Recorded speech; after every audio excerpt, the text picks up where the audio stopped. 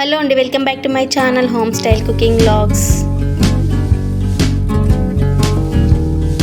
Hello అండి, అందరికీ ఎలా ఉన్నారు? అందరూ బాగున్నారా? నేనైతే చాలా బాగున్నానండి.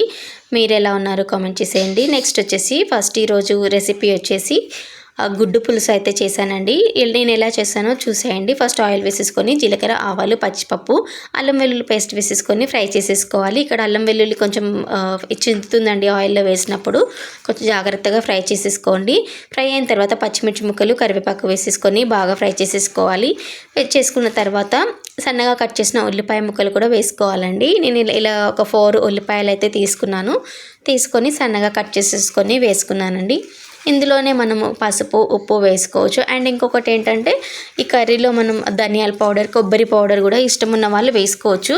నేనైతే వేయలేదండి. నార్మల్గా పసుపు, ఉప్పు వేసేసుకొని కలుపుకొని మూత పెట్టి ఒక 10 నిమిషాలు మగ్గించుకోవాలండి. ఇలా మగ్గితే మనకి ఆనియన్స్ అనేవి సాఫ్ట్గా అయిపోతాయి. బాగా మూత పెట్టుకొని మగ్గించుకున్న తర్వాత కారం యాడ్ చేసేసుకోవాలి. చూస్తున్నారు కదా,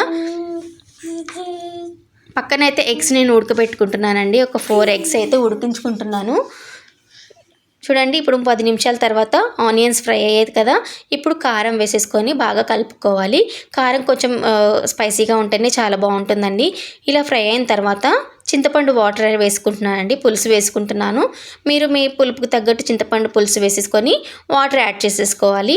ఎంత కన్సిస్టెన్సీ కావాలో అంత వాటర్ వేసేసుకొని మూత పెట్టి మరిగించుకోవాలి. ఇలా మరిగిన తర్వాత ఎగ్స్ యాడ్ చేసేసుకోవాలండి. చూస్తున్నారు కదా, ఇప్పుడు ఆయిల్ పైకి వచ్చేసింది, మరుగుతుంది కాబట్టి ఎగ్స్ వేసుకున్నాను. ఎగ్స్ వేసేసుకొని బాగా కలుపుకొని మూత పెట్టుకొని కొంచెం గరం మసాలా వేసుకున్నానండి. ఒక 1/2 స్పూన్ గరం మసాలా అండ్ కొత్తిమీర వేసేసుకొని మూత పెట్టుకొని ఉడికించుకోవాలి ఆయిల్ పైకి వచ్చేంత వరకు. చూడండి, ఆయిల్ పైకి వచ్చేసింది, కర్రీ రెడీ అయిపోయింది. నేనైతే సింపుల్ వేలో చేశానండి. మీకు ఇష్టమైతే ధనియా పౌడర్, కొబ్బరి పౌడర్ కూడా వేసేసుకొని చేసేసుకోవచ్చు. ఫైనల్లీ కర్రీ రెడీ అయిపోయింది. నచ్చితే లైక్ ఇవ్వండి. థ్యాంక్